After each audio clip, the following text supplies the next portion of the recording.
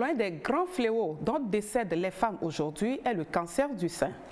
D'ailleurs, l'Organisation mondiale de la santé estime qu'en Afrique, près de 86 000 femmes en sont décédées en 2020 et les chiffres ne cessent d'augmenter. Pourquoi les femmes continuent à mourir de cette maladie malgré les efforts de lutte contre le cancer du sein? Quelle est la situation de la maladie aujourd'hui au Togo? Quels sont les traitements disponibles et que font les différents acteurs pour accompagner ou améliorer le quotidien des femmes atteintes par cette maladie? Voici quelques questions qui vont meubler santé d'abord de ce soir.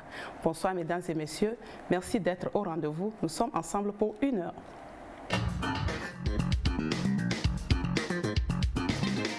Et pour parler du cancer du sein ce soir, nous sommes avec Dr Adjoavi Rose Atanle Adjenou. Docteur, bonsoir. Bonsoir, Oli. Comment vous allez? Par la grâce de Dieu. Merci d'avoir accepté notre invitation. C'est un réel plaisir de vous avoir sur le plateau de Santé d'abord. Le plaisir est partagé. Merci beaucoup. Alors docteur, nous allons parler du cancer du sein, mais avant tout, qu'est-ce qu'un cancer? Le cancer se définit comme la multiplication anarchique des cellules de l'organisme. Selon les lois génétiquement établies, une cellule mère va donner naissance à 2 cellules filles qui lui sont identiques. Mais au niveau de cellules de cancer, la multiplication est désordonnée, anarchique. Une cellule mère peut donner naissance à plusieurs autres cellules filles qui ne lui ressemblent en rien. La taille n'est pas la même. Et puis ces cellules-là ne meurent pas comme les cellules normales doivent mourir de façon génétiquement établie. Donc, c'est une multiplication anarchique désordonnée avec une vitesse élevée. Ce qui fait qu'à la fin, on assiste à la naissance d'une masse. C'est pourquoi souvent dans les cancers, on voit une masse, une tumeur qui est développée sur place. D'accord. Et qu'est-ce qu'un cancer du sein, docteur? Le cancer du sein, c'est quand cette multiplication anarchique a eu lieu au niveau du sein de l'homme comme de la femme. Et là, ici précisément, cette multiplication des cellules va intéresser les éléments qui composent le sein, à savoir les lobules qui fabriquent le lait, les canaux qui amènent le lait au mamelon et aussi au niveau de la peau qui recouvre le sein. Donc cette multiplication anarchique va intéresser un des éléments qui composent le sein. Et c'est de là que viendra la naissance du cancer dans le sein. D'accord. Alors docteur, les femmes meurent au Togo en grand nombre du cancer du sein. Qu'est-ce qui cause exactement cette affection? On ne peut pas dire bien doigter un élément pour dire que c'est ça là qui fait qu'il y a le cancer ou bien à cause de ça qu'il y a le cancer. C'est vrai que les gens meurent beaucoup de cancers au Togo. C'est vrai, le cancer est là. Mais la prise en charge est trop tardive au Togo. Voilà le vrai problème pour le Togo. La prise en charge est trop tardive. C'est les femmes qui ne viennent pas vite pour la prise en charge? Eh bien même, quand elles viennent vite, aller rassembler les fonds pose problème.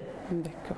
Les gens vous demandent une biopsie, c'est-à-dire la biopsie, c'est-à-dire qu'il faut aller prélever le type, la masse qui est là, aller prendre une partie pour savoir quel type de cancer c'est et quel traitement il faut appliquer.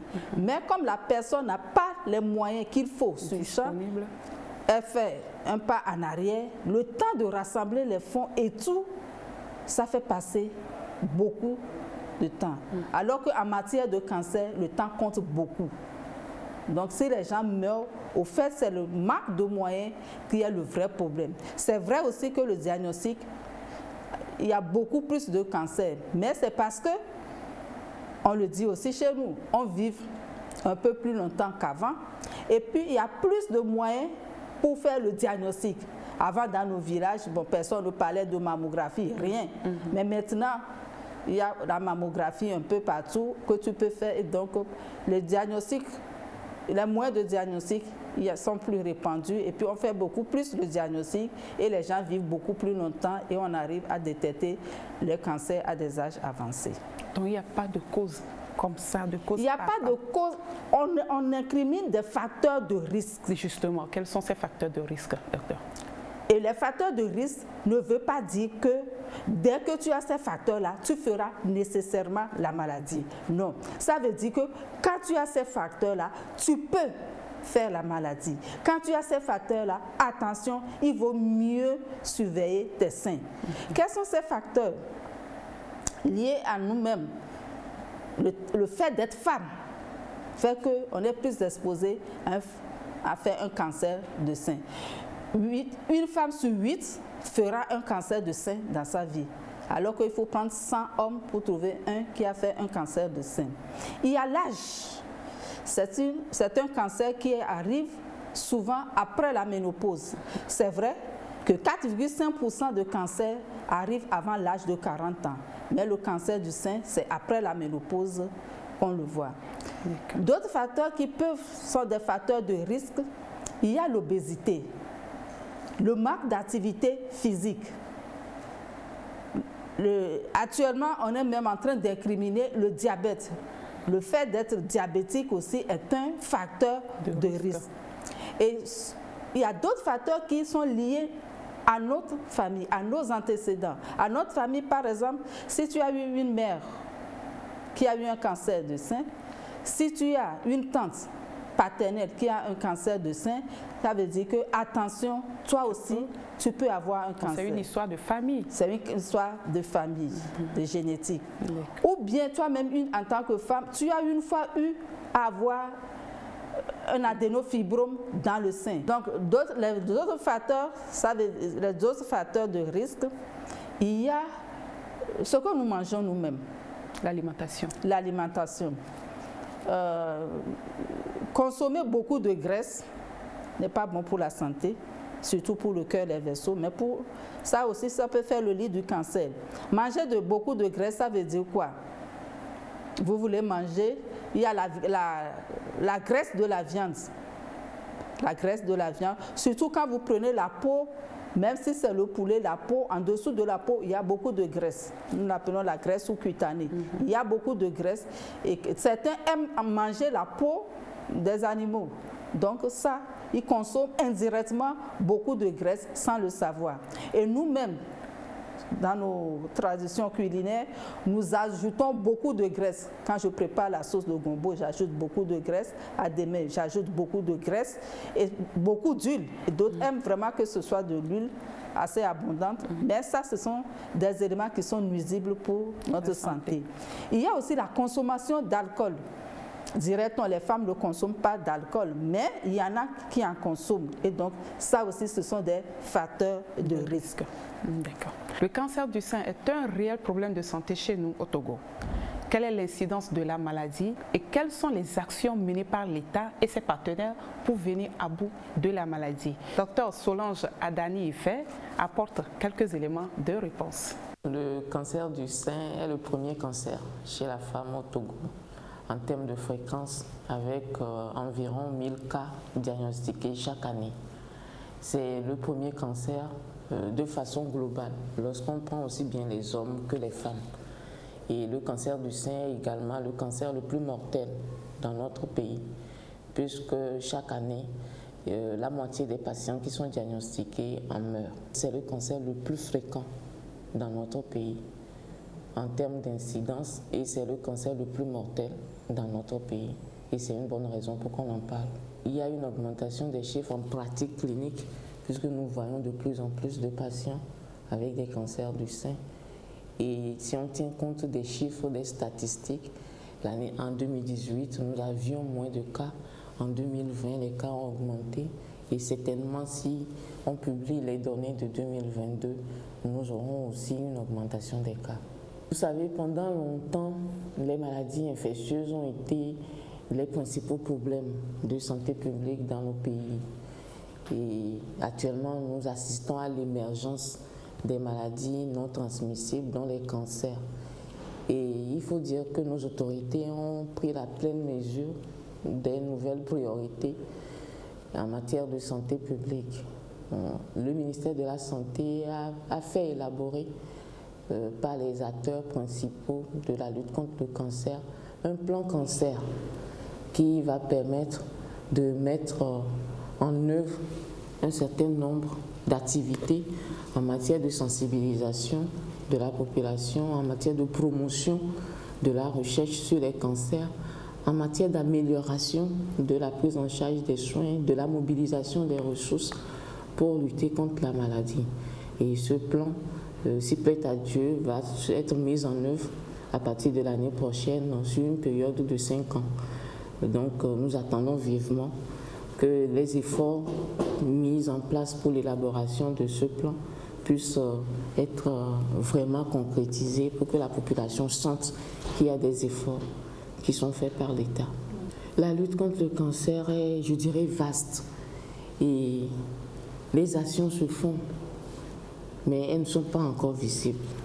Il y a des campagnes de sensibilisation qui sont faites, surtout en octobre de chaque année. Il faut dire que nous ne sommes pas encore tout à fait efficaces dans la mesure où les campagnes de sensibilisation devraient nous permettre de diagnostiquer nos patientes à un stade beaucoup plus précoce, ce qui n'est pas actuellement le cas, puisque en pratique clinique au quotidien, nous continuons pas à recevoir des patientes avec de volumineuses tumeurs au niveau du sein, des patientes avec des stades très avancés de leur maladie.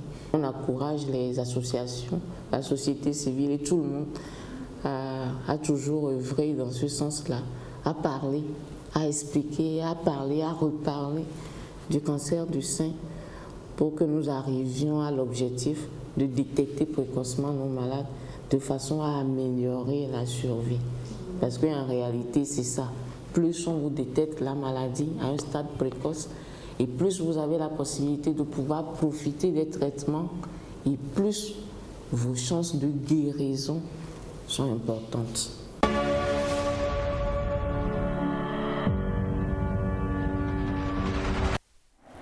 Alors, docteur, nous sommes de retour sur ce plateau. Vous venez de suivre docteur Adani Ife. Qu'est-ce que vous avez à ajouter à tout ce qu'elle vient de nous dire? Oui, ce qu'elle dit, c'est assez vrai.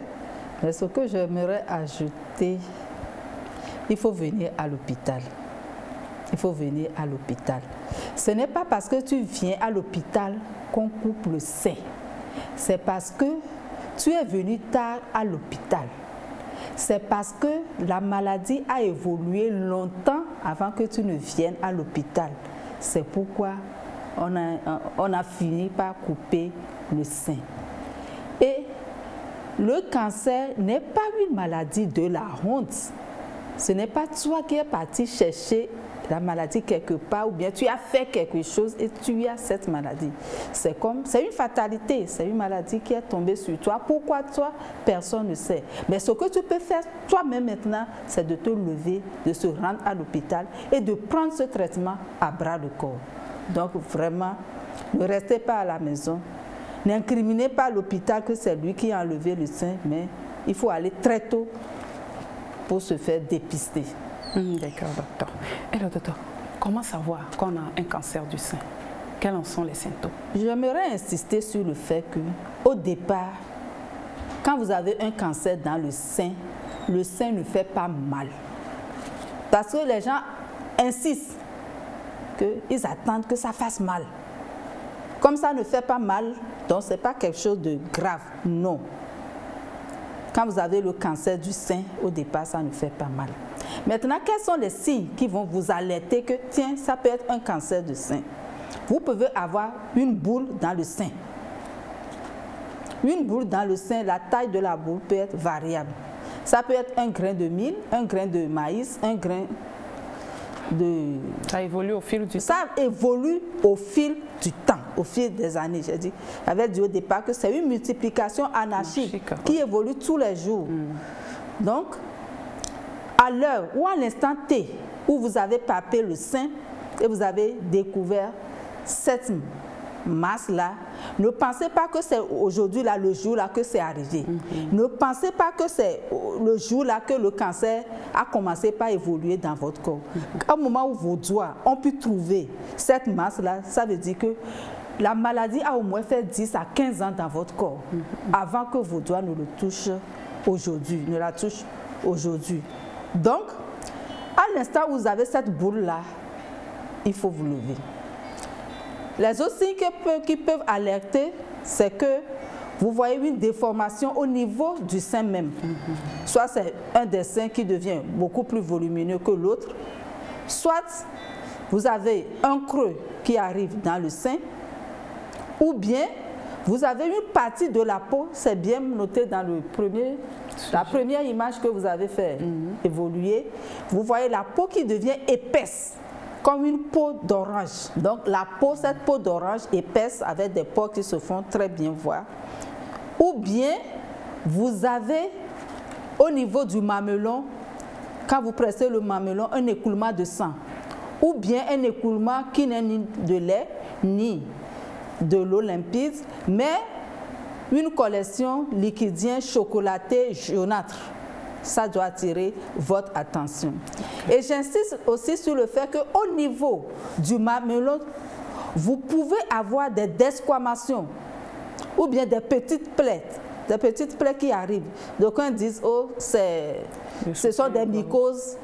Non, ce ne sont pas des mycoses. Vous aurez beau employer tous les médicaments de mycose, ça ne partira pas. C'est aussi une forme de cancer de sein qui commence par le mamelon.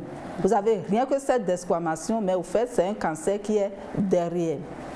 Donc, vous pouvez avoir la boule, le coulement de sang, vous pouvez avoir cette desquamation. Au niveau du mamelon aussi, vous pouvez avoir le mamelon qui est ombiliqué. C'est comme le mamelon est rentré à l'intérieur. Le bout du sein est rentré à l'intérieur. Ça aussi, ça peut être un signe de cancer. Vous pouvez aussi trouver, pas dans le sein, en dehors du sein, entre la partie de la clavicule et la base du sein. Cette partie-là, entre la clavicule en haut et l'origine du sein, cette partie-là, vous pouvez avoir un nodule là-bas, une masse aussi qui apparaît là-bas. Vous pouvez avoir aussi le nodule dans le creux acidiaire. Le sein, il n'y a rien. Au niveau des mais au niveau de l'aisselle, ici, vous avez une boule. Donc, quand ces signes arrivent, ça doit attirer votre attention. C'est vrai, ce n'est pas toutes les boules qu'on trouve dans le sein qui sont des cancers, mais toute boule trouvée dans le sein doit être amenée à l'hôpital pour confirmer ou infirmer le diagnostic de cancer. D'accord. Vous l'avez dit, il est important de venir rapidement ou bien très vite à l'hôpital pour éviter le pire. Comment dépiste-t-on cette maladie? Pour dépister le cancer, vous pouvez vous-même faire votre dépistage à la maison. C'est pourquoi nous insistons vraiment sur l'autopalpation des seins ou l'auto-examen des seins. Ça veut dire que la femme même examine ses seins à la maison, découvre une boule dans son sein et arrive à l'hôpital. Et là, à l'hôpital, on peut confirmer ou infirmer. Une autre manière de faire le diagnostic, vous arrivez à l'hôpital, si toi-même tu n'as pas fait ton diagnostic, peut-être arriver à l'hôpital lors d'un autre examen pour autre chose, ou bien lors des consultations prénatales, la sage-femme voulant examiner, faire son examen de consultation prénatale, va découvrir cette boule dans le sein. Ou bien, lors d'une mammographie, pour ceux qui ont l'habitude, surtout dans certains services où on fait le bilan au personnel, lors de ces bilans annuels, on peut faire la mammographie et tiens, on trouve peut-être une boule. Mais souvent la mammographie, on n'attend même pas le stade de la boule. C'est au moment où c'est comme des grains de sable, des grains de mil. C'est ça la mammographie détecte. Donc, c'est pourquoi on utilise aussi la mammographie pour faire le dépistage. Parce que avant que ta main n'arrive à toucher la boule, ça veut dire qu'il y a plusieurs années qui sont déjà passées. Mais avant ces années où la boule n'est que comme de grains de sable, la mammographie permet d'aller dépister le cancer du sein à cette étape. Donc, pour le dépistage, il y a nous-mêmes avec notre autopalpation, il y a le médecin ou la sage-femme, et puis il y a la mammographie qu'on peut faire pour dépister le cancer du sein. Voilà, vous avez parlé de l'autopalpation des seins. Comment elle se fait, cette autopalpation? cette auto-palpation ou auto-examen des seins, chaque femme doit se l'approprier. Parce que la jeune fille, à partir de 20 ans, doit déjà commencer à faire son auto-palpation. En faisant, la femme, la jeune fille, l'adolescente et la femme connaîtront leur sein au bout de leurs doigts. Et le jour où une anomalie surviendra, elles peuvent dépister très tôt cette anomalie. Et cette autopalpation, je le disais, j'ai l'habitude de le dire, nous permet d'aller surprendre le cancer dans son développement. Le surprendre. Donc, on conseille de faire ce dépistage, cette autopalpation à partir de 20 ans, après les règles. Avant les règles, les seins sont un peu lourds, mais après, les seins sont plus souples et moins douloureux. Donc, on le fait après les règles. Et si vous le faites, vous avez l'habitude de le faire tous les 10e jours des règles ou 8e jour des règles, que ce soit régulièrement ainsi. Pas tantôt 5e jour, tantôt 20e jour, non. De façon régulière, systématique. Donc, si pour les femmes qui n'ont plus leurs règles, on leur demande de choisir une date du calendrier, une date du mois, soit le 20, soit le 13 du mois, et à cette date fixe, elles s'en vont faire l'autopalpation de leur sein. Et comment on le fait? D'abord, on demande qu'on le fasse torse nu, pas habillé dans le soutien et on fait comme ça, non. Vous avez un temps. Vous pouvez le faire dans votre chambre. Si vous êtes nombreuses dans la chambre, vous pouvez le faire dans votre douche. Sauf que dans la douche, l'examen ne sera pas complet. Donc, vous êtes debout, torse nu, devant votre miroir et avec vos yeux, vous regardez vos seins. Est-ce que les deux seins sont pareils? Est-ce qu'elles sont comme les seins, est-ce qu'ils étaient comme je les avais vus le mois passé? Est-ce qu'il n'y a pas eu une déformation quelque part? Est-ce qu'il n'y a pas eu une anomalie quelque part? Et quand tu regardes, d'abord le bras le long du corps, tu regardes, tu déplaces tes mains sur la hanche, tu vois le mouvement de tes seins, tu les compares. Est-ce que c'est symétrique? Tu lèves les deux bras pour voir comment les seins vont bouger, comment le mouvement est. Comme ça? Oui, il y a toute une... Donc, une fois que vous avez fait ça, ce sont vos yeux qui s'étaient entrés en action. Maintenant, vous allez faire, puisqu'on parle de l'auto-examen des seins, donc l'examen, il y a la vue aussi, mais il y a la main, la palpation, l'autopalpation, la palpation. Donc, on met les 5 doigts à plat. C'est vrai que le pouce n'y participe pas beaucoup, mais ne recourbez pas le pouce dans la paume. Elle reste sur la même ligne que les autres doigts. Et vous enduisez les autres doigts, surtout les 3 du milieu là. Vous les induisez soit avec votre savon, de l'eau savonneuse, soit avec votre pommade de corps. Et vous appliquez les mains à plat là, vous l'appliquez contre le sein. Et attention, quand vous voulez examiner le sein, vous voulez examiner le sein droit, vous ne prenez pas la main droite. Le sein droit sera toujours examiné par la main gauche. D'accord.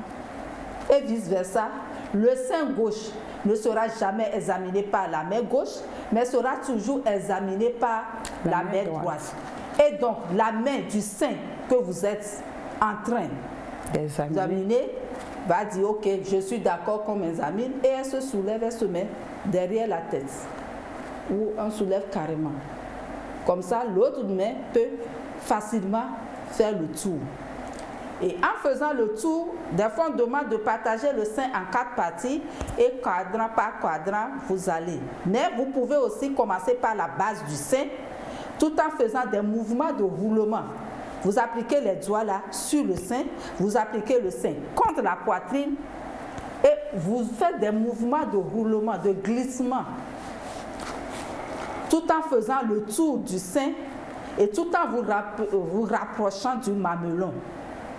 Vous commencez par la base du sein, vous appliquez les doigts et vous faites des mouvements de roulement tout en appliquant le sein contre la poitrine et ainsi de suite, de sec en sec, jusqu'à venir au mamelon. Et arrivé au mamelon, vous pressez le mamelon pour voir ce qui va sortir.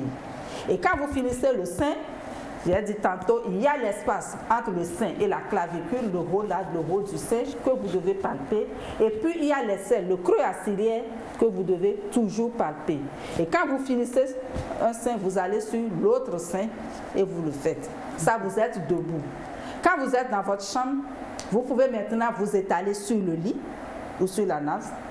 Et quand vous vous êtes étendu, couché, vous mettez une pagne pliée, un pagne plié derrière le sein que vous voulez examiner. Comme ça, le sein est un peu surrelevé et vous pouvez mieux faire votre palpation. Donc, couchez le pagne derrière le sein à examiner, vous faites votre auto-palpation. D'accord. Et ça, il faut le faire tous les mois. Que tu sois une femme enceinte, que tu sois une femme allaitante, que tu sois une femme ménopausée, il faut toujours la faire. Même adolescente? À partir de 20 ans. Adolescente, femme enceinte, femme allaitante, femme ménopausée, examen des seins tous les mois. D'accord. Alors, dans ce sujet, nous allons écouter deux dames qui se sont rendues en consultation suite à des douleurs ressenties au sein. Pourquoi cette douleur et après diagnostic, que révèlent les résultats? Suivons les détails dans ce sujet. Bonjour madame. Bonjour madame. Bonne arrivée. Merci. D'accord. Comment vous allez? Ça va. Ok. Quel est le motif de votre consultation aujourd'hui? Vous êtes venu pourquoi? Bon, en fait, j'ai appris que vous êtes en promotion. D'accord. J'ai quelques soucis des fois à propos de mes seins, au niveau de mes seins. Donc je me suis dit, je vais passer aujourd'hui pour voir, pour vous expliquer tout ce que j'ai. D'accord, ok. D'accord. Soyez la bienvenue alors. Qu'est-ce que vous savez à propos du cancer du sein? Bon, je ne sais pas beaucoup de choses, mais ce que moi j'ai, c'est que des fois quand je palpe mes seins, je vois qu'il y a un petit boule dedans. Des fois même j'ai mal, ça s'enfle et ça me fait mal. D'accord, ok. Cette douleur-là, c'est à quel moment précisément vous les ressentez? Après les règles ou juste avant les règles? Bon, des fois avant les règles, ça s'enfle et ça me fait mal. Et après les règles aussi, des fois j'ai des douleurs et quand je palpe, je vois qu'il y a certains petits bouts dedans et ça me fait un peu mal. D'accord, ok, très bien. Est-ce que dans la famille, il y a déjà quelqu'un qui a souffert du cancer du sein, un parent dans votre famille?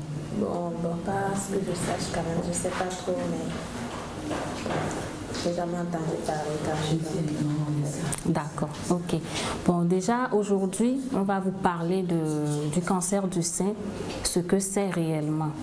Alors, le cancer du sein, pour faire plus simplement, c'est une maladie qui est provoquée par une cellule qui au départ était normale, dont le programme est changé ou bien se transforme. Et donc cette cellule qui était normale au début, elle se multiplie et produit des cellules anormales. Donc ces cellules anormales à leur tour aussi, elles se multiplient et se prolifèrent beaucoup plus.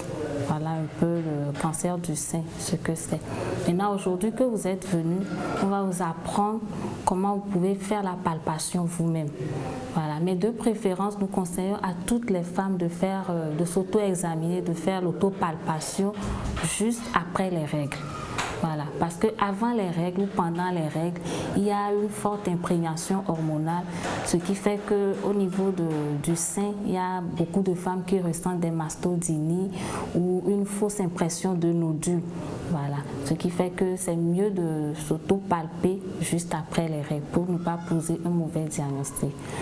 Donc aujourd'hui, on va vous montrer comment vous pouvez vous-même faire l'autopalpation, mais de préférence juste après les règles.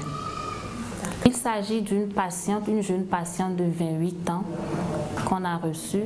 À l'interrogatoire, elle ne savait pas vraiment faire l'autopalpation ni l'auto-examen. C'était sa première fois pour venir faire un dépistage. Donc au cours de l'interrogatoire, il n'y a pas d'antécédent de cancer dans sa famille, puisque dans le cancer du sein, les antécédents familiaux constituent un facteur favorisant pour le cancer du sein. S'il y a un parent dans la famille, soit au premier degré, un parent, une mère, une soeur ou une tante qui a eu à faire le cancer du sein, ça constitue un facteur favorisant. Mais dans le cas de cette patiente, il n'y avait pas d'antécédents familiaux pareils. Et à l'examen clinique aussi, il n'y a pas eu de nodules palpables. L'examen clinique était normal. Donc par rapport à cette patiente, c'est juste les conseils, surtout de faire l'autopalpation, de s'auto-examiner juste après les règles. Et aussi la conseiller de le faire régulièrement tous les mois et d'en parler à d'autres personnes aussi pour se faire dépister.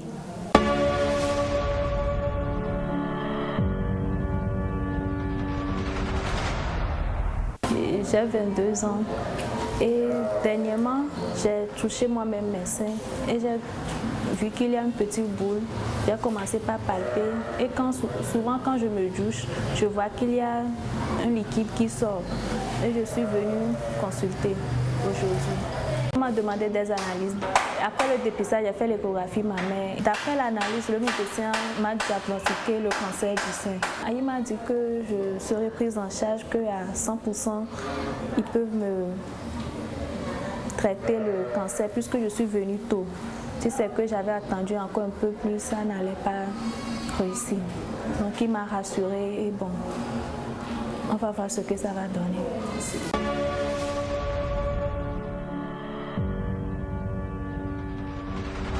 Venons de suivre nos deux patientes. Quelle est votre réaction? Qu'avez-vous ajouté à ce que l'infirmière vient de nous dire? Oui. Si j'ai ajouté, j'ai vu que nos deux sœurs sont venues à consultation, mais de manière directe en même temps, leur autopalpation n'est pas régulière. Donc, c'est au hasard comme ça qu'ils ont découvert les choses.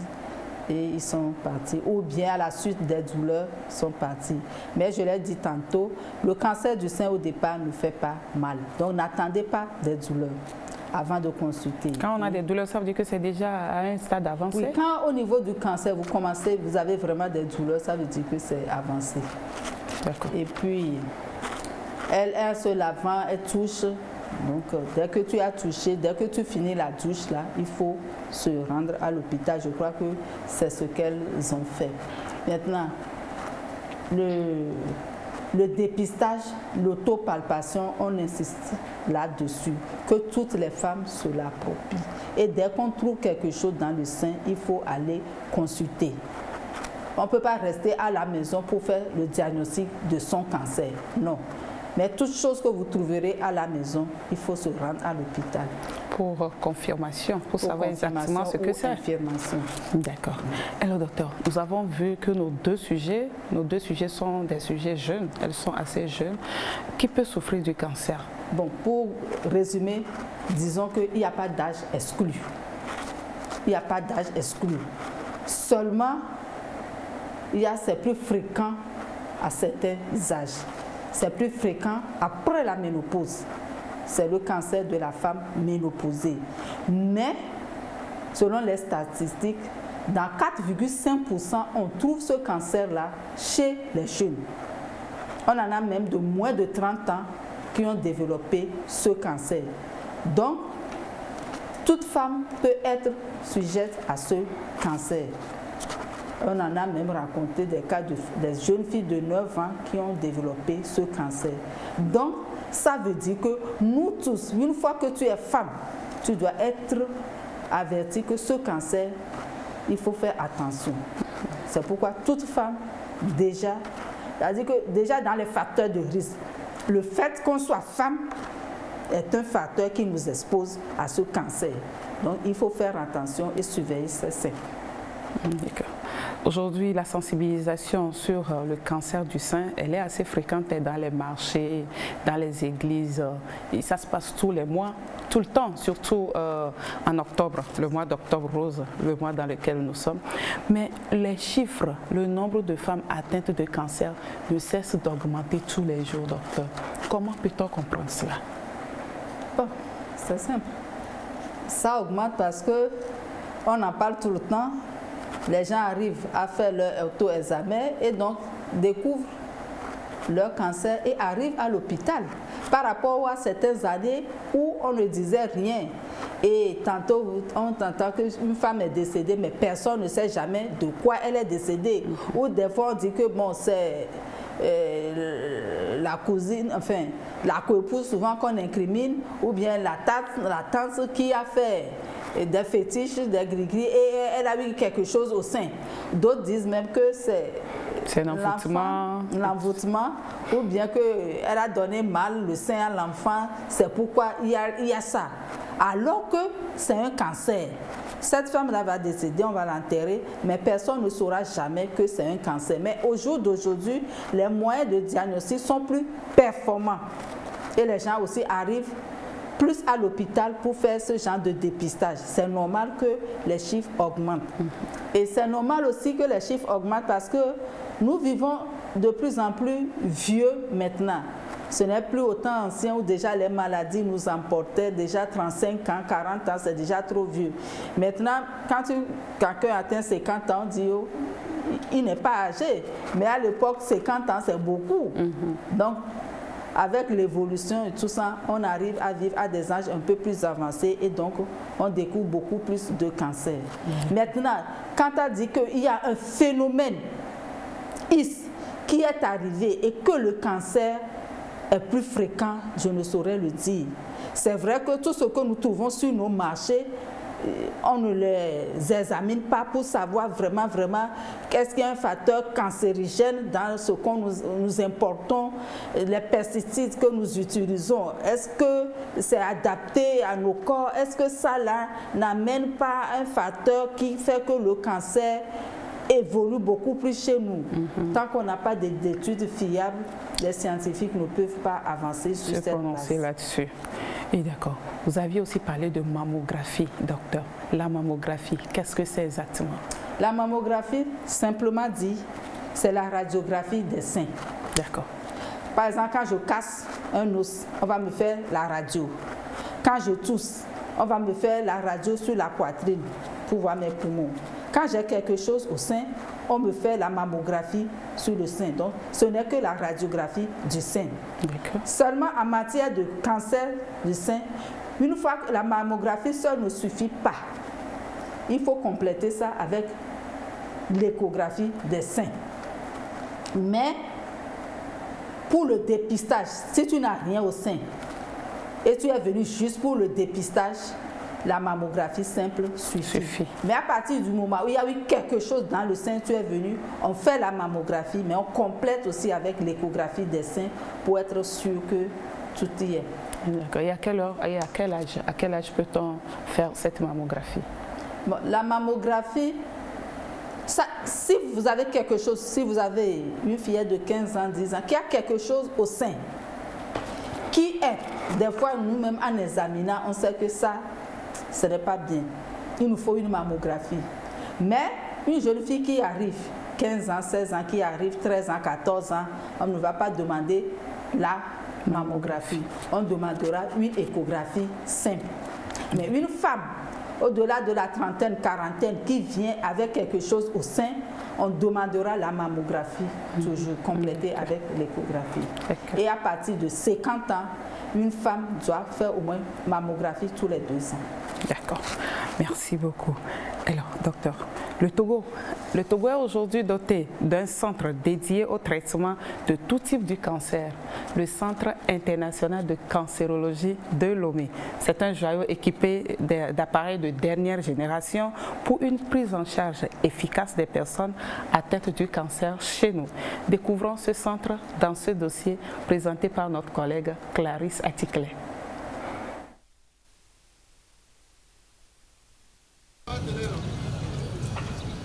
Centre international de cancérologie de Lomé, CICL. Dame Colette y a rendez-vous tous les après-midi pour sa séance quotidienne de radiothérapie. Elle souffre depuis quelques semaines d'une tumeur anale et a été référée au CICL par son médecin traitant. Après que son accompagnante ait effectué les formalités, elle passe en salle bunker où la partie atteinte par le cancer sera traitée pendant 10 ou 15 minutes depuis ses écrans. Nous sommes en train de traiter sa tumeur du canal anal avec les rayons. Donc nous la traitons sur tous les angles. C'est-à-dire ça fait une rotation de 360 degrés. Voilà, donc la machine est équipée d'un système où il y a des parties qui doivent recevoir plus de doses que d'autres. Donc toute la machine, tout le plan de traitement, tout est fait de façon à ce que les parties qui doivent recevoir plus de doses reçoivent la dose qu'il faut, les parties qui doivent recevoir moins de doses reçoivent les doses qu'il faut.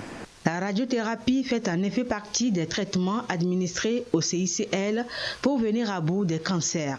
Il y a également la chimiothérapie et la chirurgie.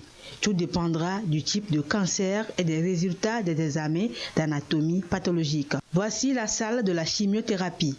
Elle est équipée et dispose d'une hotte où se préparent les médicaments avant leur administration aux patients. Cette machine qu'on appelle la hotte ou laminaire qui permet de préparer les médicaments chimiothérapie et la vitre nous permet de se protéger et protéger aussi l'environnement. Le CICL prend en charge tout type de cancer. Le cancer de la prostate, du sein, du col de l'utérus, du tube digestif notamment. Le centre dispose d'un scanner qui est le premier examen effectué sur les patients à leur arrivée. C'est là qu'on centre là où se trouve la tumeur et après on envoie les images au physicien qui envoie au médecin après. Au CICL, c'est donc une véritable technologie de pointe qui est déployée pour une prise en charge efficace et efficiente des cancers. C'est la dernière technique utilisée en termes de radiothérapie. Et cette technique qui utilise la thérapie volumétrique permet de bien irradier les tumeurs, mais en épargnant au plus les organes voisins et les tissus sains. À Lomé, c'est la même radiothérapie que tu vas trouver en Europe ou aux États-Unis. En termes d'arsenal de prise en charge du cancer, ça propulse le Togo bien devant presque beaucoup de pays de la sous-région. Parce qu'autour de nous, regarde, il n'y a pas de radiothérapie au Bénin. La radiothérapie se trouve au Ghana, mais c'est de la vieille radiothérapie par rapport à ce que nous avons ici à Lomé. Nous avons des patients qui viennent beaucoup du Bénin, c'est le pays qui est à côté. Nous avons des patients qui viennent du Burkina, il y a des patients qui viennent du Nigeria, nous avons des patients camerounais et même des patients qui viennent du Congo. Les cancers font des milliers de victimes chaque année à travers le monde. En raison des traitements coûteux, beaucoup de patients décèdent. La directrice du CICL en appelle donc aux bonnes volontés pour venir en aide aux patients vulnérables. Le dépistage précoce de tous les cancers permet leur guérison rapide et à moindre coût.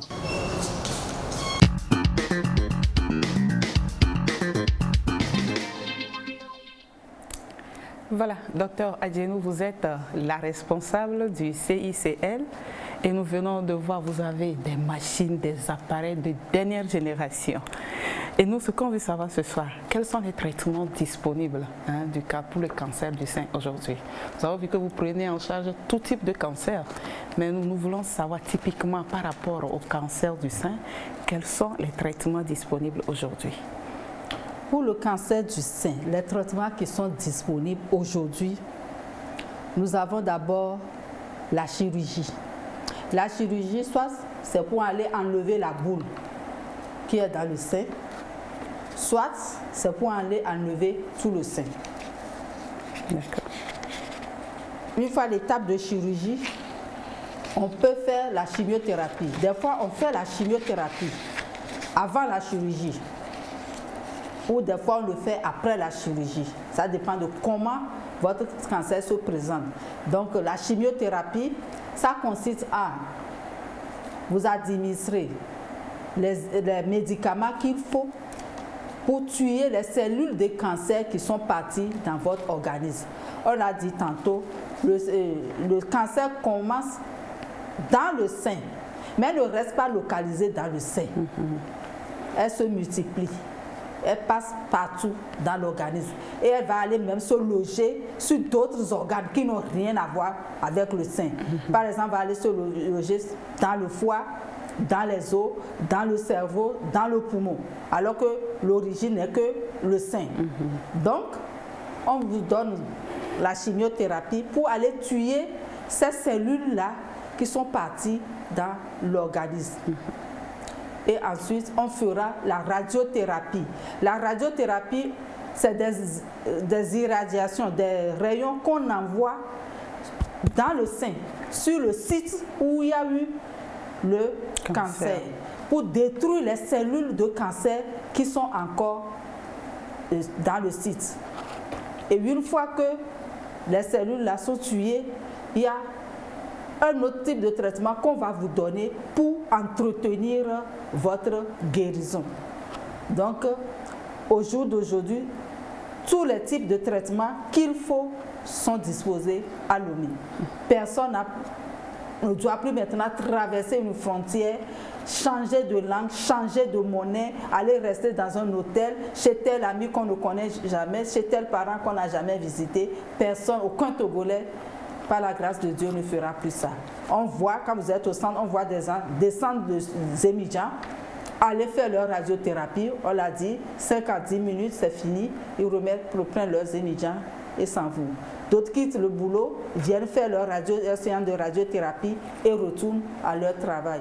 Donc au jour d'aujourd'hui, il y a des chirurgiens, il y a des oncologues, il y a des radiothérapeutes au Togo, il y a des gynécos, des oncologues et toute la prise en charge se fait au Togo. Toute la prise en charge se fait sur place et à quel coût, docteur? À quel coût? À quel coût? Tout a un coût. Vous avez vu les machines là. Ce ne sont pas fabriqués ici. Il faut aller les transporter, faire ceci, faire cela. Et c'est vrai, ceux qui travaillent, il faut aussi les entretenir. Bien sûr. Donc, dans tout ça là, il y a un coût. Et le malade, en venant aussi, doit participer à ces coûts. Mais quel qu'en soit ce qu'on dit, le coût à Lomé est vraiment très bas par rapport à la sous-région. C'est vrai que nos machines sont des avancées technologiques, plus avancées que les autres, mais on s'est arrangé que pour les Togolais, nous connaissons, le coût est très moindre. Est-ce que les femmes viennent en grand nombre? Les femmes atteintes du cancer du sein, par exemple, est-ce qu'elles viennent en grand nombre dans le centre pour la prise en charge? Bon, avec la radiothérapie que nous disposons maintenant, on fait beaucoup plus de traitements conservateurs. C'est-à-dire que avant, comme il n'y avait pas la radiothérapie, on ne sait pas si la dame ira faire la radiothérapie ou pas. On enlève le sein pour essayer d'enlever le maximum de cellules cancéreuses. Mais maintenant, avec la radiothérapie, sur le plan international même, les gens font beaucoup plus de conservation du sein. On n'enlève plus le sein, on enlève juste la partie atteinte, on laisse le sein, espérant qu'on va utiliser la radiothérapie pour tuer les autres cellules qui sont restées, si jamais elles sont restées. D'accord. Mais ce qu'on note, les femmes viennent s'enquérir du prix. S'enquérir du prix et le nombre qui est arrivé pour prendre le prix, ce n'est plus le même nombre qui revient commencer le traitement.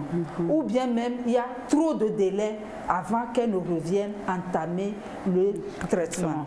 Ça vient, mais on sent une lourdeur dans l'ouverture des bouches.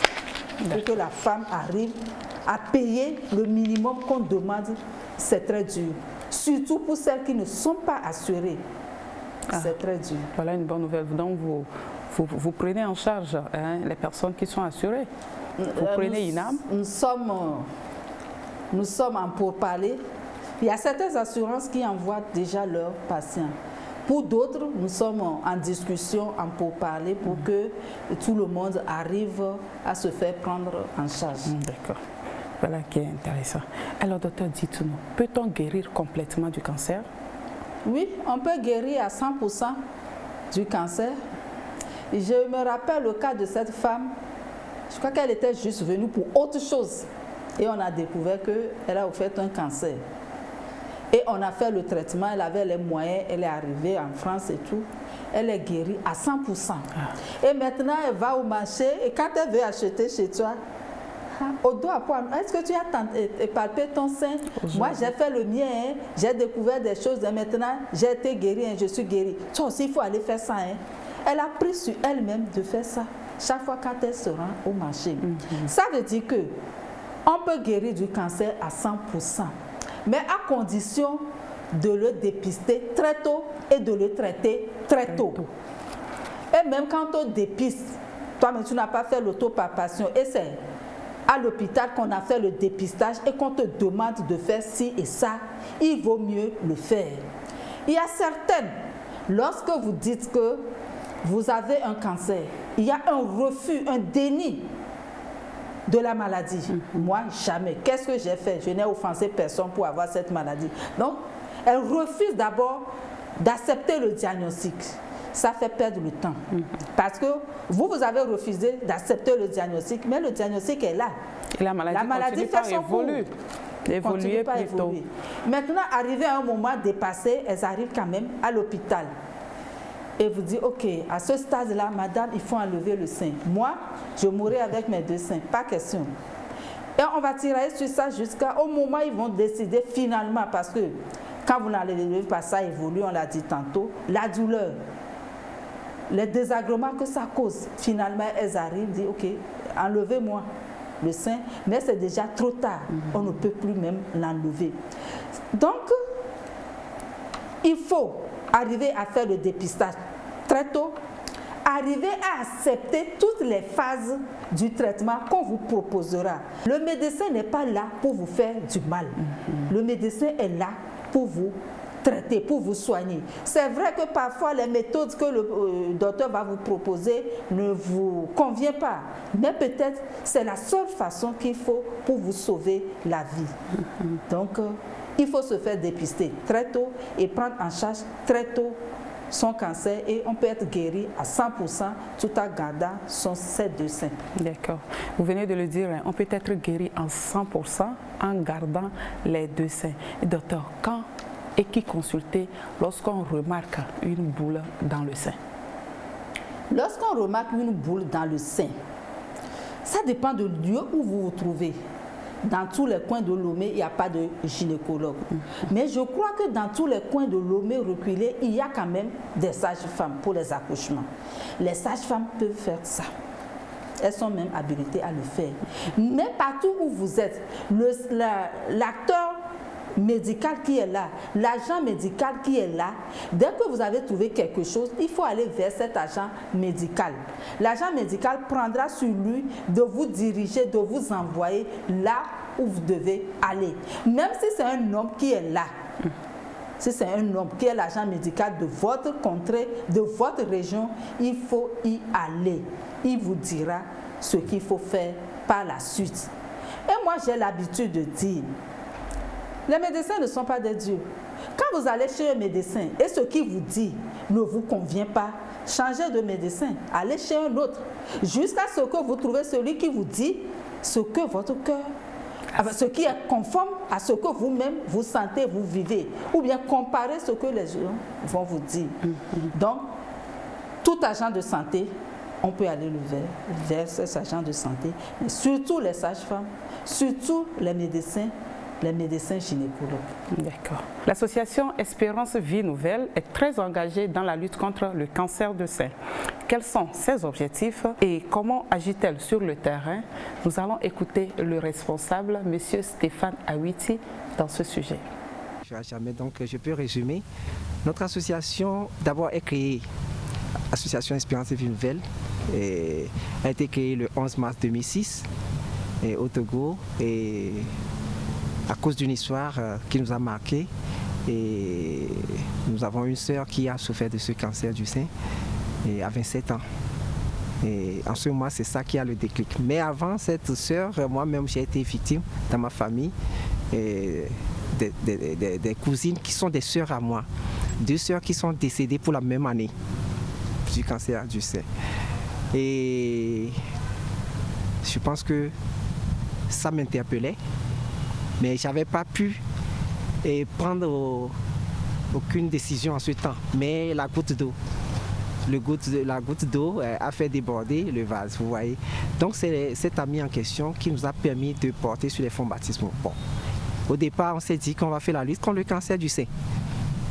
Mais comme il fallait demander des conseils, nous avons demandé des conseils. Et ensuite, il n'y avait aucune association sur le terrain. Et on nous a donné des conseils pour dire qu'il ne faut pas se limiter sur le cancer du sein. Donc, c'est comme ça qu'on a dû modifier un peu le statut pour que ça soit une lutte de toutes les formes de cancer. Mais nous nous faisons priorité au cancer du sein. Et vous pouvez constater au jour d'aujourd'hui que le cancer du sein est un défi, un grand défi, un challenge que l'association Espérance et Vie Nouvelle a voulu mener et est allée jusqu'au bout. Et bientôt nous dirons que un peu satisfait. Mais qu'est-ce que l'association Espérance Vie Nouvelle avait comme vision à ses débuts? C'est de tout faire pour que ça n'arrive plus jamais au Togo qu'une femme meure du cancer du sein. Au départ, on croyait que c'était une lutte qui serait facile. Et on s'est rendu compte que vraiment, ça ne serait pas facile, la prise en charge gratuite de ces femmes souffrant du cancer du sein. Donc, a priori, on accompagne ces malades du cancer du sein, surtout, par des visites à l'hôpital et à domicile. On fait des dons de kits et pour qu'elles soient un peu soulagées des dépenses. Et on apporte aussi l'accompagnement psycho-affectif et psychologique. On s'est rendu compte que la plupart des malades qui souffrent du cancer au Togo arrivent à des stades beaucoup plus avancés. Environ 70 à 80% des malades du cancer, ils arrivent tous à des stades avancés. Si je prends le cas par exemple des cancers du sein, vous verrez une ou deux femmes dont le cancer du sein est localisé à un endroit à moins d'1 centimètre de diamètre. Donc la plupart, c'est des plaies qui ramènent ou bien des boules, des masses dures. S'il en est ainsi, pourquoi on doit laisser comme ça? C'est là où notre second objectif est venu en déclic, qu'on doit sensibiliser plus la population. C'est comme ça qu'on a lancé pour la toute première fois en 2008 une journée mondiale contre le cancer par une caravane. En 2009 déjà on a lancé pour la toute première fois l'initiative d'Octobre Rose qui concerne la lutte contre le cancer du sein uniquement. Et la première édition, je pense qu'on a eu un succès. Parce que en lançant cette initiative d'Octobre Rose au Togo, nous nous sommes dit, il faut d'abord faire tout pour que la femme puisse avoir accès aux soins. Secondo, qu'est-ce qu'il faut faire pour motiver la femme pour faire ce dépistage précoce? Donc, la sensibilisation, nous avons planifié. Mais pour motiver la femme, nous avons vu des partenaires qui sont des cliniques pour réduire au tiers les frais d'examen de mammographie pour permettre à la femme de se décider. Quand nous rentrons dans le mois d'octobre et nous lançons le début des activités d'Octobre Rose, les campagnes, c'est à 12 000 francs que la femme doit payer. Et dans ces 12 000 francs, il y a la mammographie. Et s'il y a une autre anomalie que le mammographe n'arrive pas à voir clair, etc., la femme est appelée à rester pour faire l'échographie mammaire. Le second challenge aussi, nous pensons qu'aujourd'hui, nous pouvons se dire qu'on a fait du chemin et on a eu gain de cause. Maintenant, la femme qui se décide à faire ce dépistage, malheureusement, si une femme chez qui on a trouvé un nodule, une tumeur cancéreuse, doit bénéficier des soins. Mais malheureusement, ce que nous rencontrons depuis plusieurs années déjà, c'est que les femmes n'arrivent pas à trouver les moyens financiers pour pouvoir faire ce traitement médical.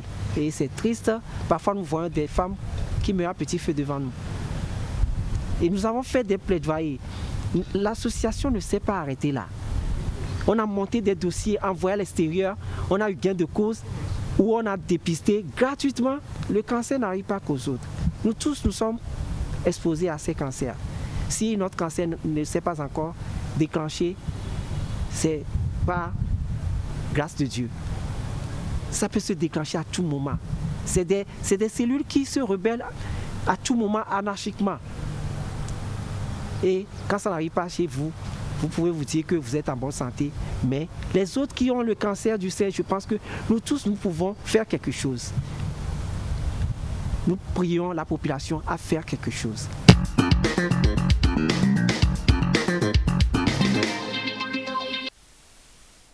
Voilà, docteur, nous venons de suivre M. Stéphane Awiti qui a vraiment insisté sur la sensibilisation. Qu'est-ce que vous avez à ajouter ou bien quelle est votre réaction? Oui, la sensibilisation, on ne le dira jamais assez parce qu'au jour d'aujourd'hui, on continue de recevoir des femmes que ce n'est que à l'étape métastatique, c'est-à-dire quand déjà le cancer a évolué jusqu'à ses parties se loger sur un autre organe, qu'ils arrivent même à l'hôpital. Ou c'est parce qu'elle a des douleurs à la hanche, elle n'arrive plus à marcher, en ce moment elle arrive, et c'est là qu'on découvre que c'est depuis elle avait un cancer dans le sein. Donc Stéphane Awiti s'est sacrifié pour cette sensibilisation, mais au jour d'aujourd'hui, je peux dire qu'il n'est pas encore au bout de ses peines. Il y a beaucoup de travail encore qu'il faut faire. Son deuxième aspect qu'il a soulevé, c'est le soutien financier. Ce n'est pas seulement l'État qui doit apporter. Chaque individu doit essayer de faire quelque chose. Dans nos propres familles, nous devons faire quelque chose. S'il faut cotiser pour faire la mammographie à une tante, pourquoi ne pas le faire? Quand j'attends que telle souffre du cancer du sein, pourquoi ne pas aider? Même si je ne la connais pas. On est dans une église, on est ensemble au marché, telle là ne vient plus parce qu'il y a ça. Pourquoi ne pas donner quelque chose? Parce que le traitement, qu'on le dise ou pas, ce n'est pas donné. La chimiothérapie, même si l'INAM prend une partie, même si le coût des médicaments est subventionné, sortir 50 000 francs par semaine et le faire toutes les semaines, ce n'est pas facile. Ce n'est pas donné à tout le monde. Donc que chacun, c'est une lutte qui concerne tout le monde, que chacun essaie de faire quelque chose en matière de cancer du sein. Et alors, docteur, est-ce que la maladie peut récidiver après traitement? Ah, c'est là le vrai drame. C'est là le vrai drame. Ça dit que tu auras beau dépenser, faire tout, et puis un beau jour, on te dit qu'il y a encore ça. C'est encore venu dans le même sein, ou c'est maintenant passé dans l'autre sein. Ou bien on va découvrir quelque chose d'autre dans l'organisme, on va te dire que c'est le cancer du sein que tu avais là qui a.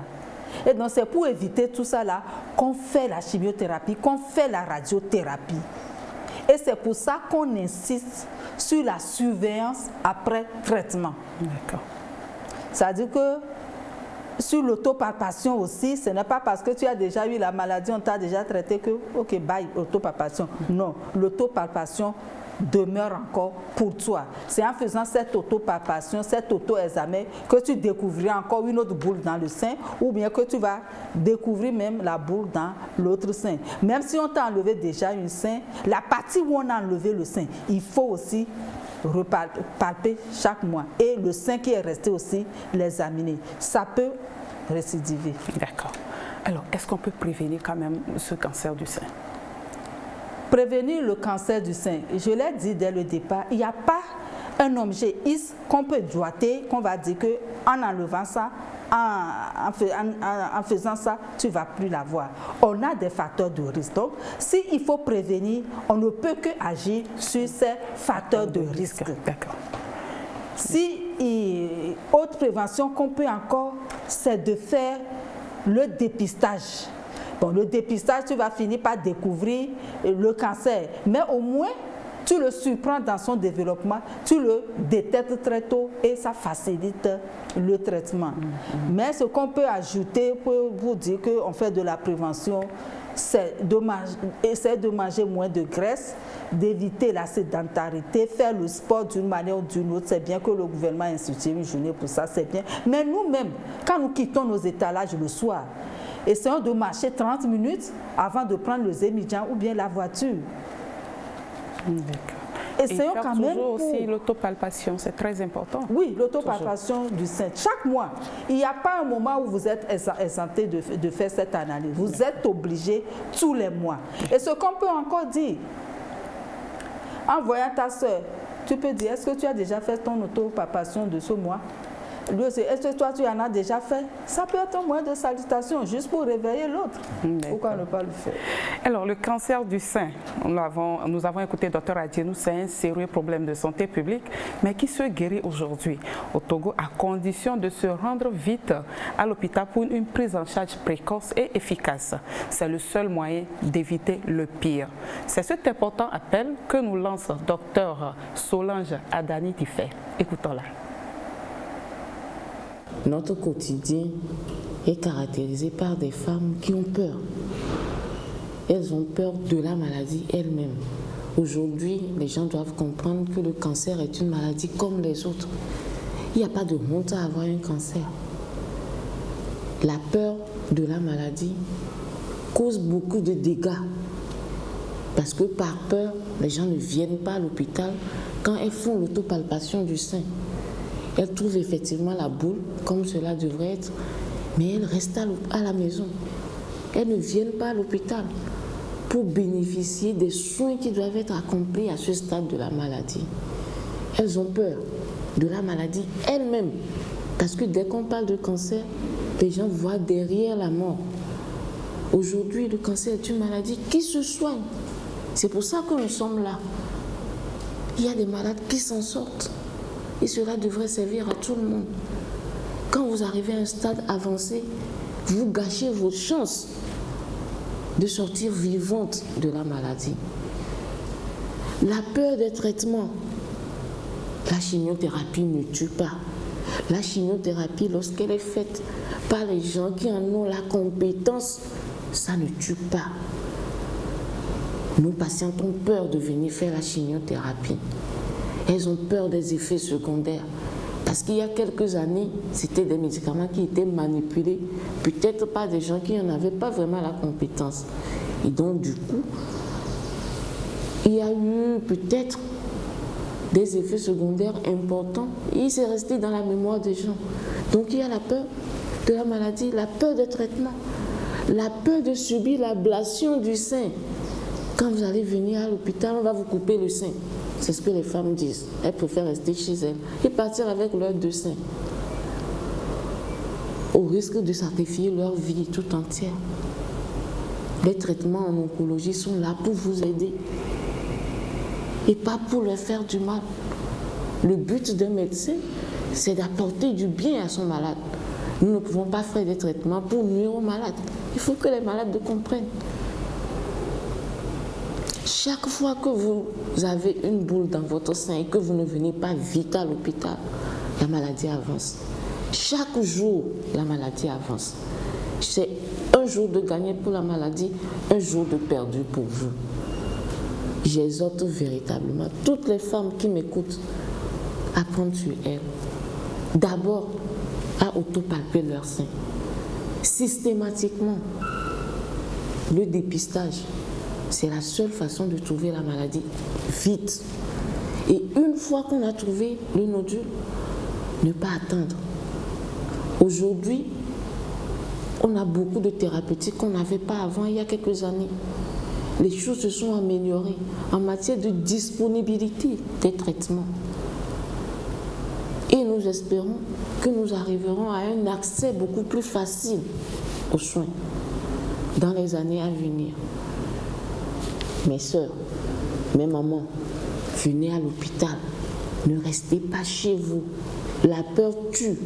La peur tue au quotidien plus que le cancer lui-même.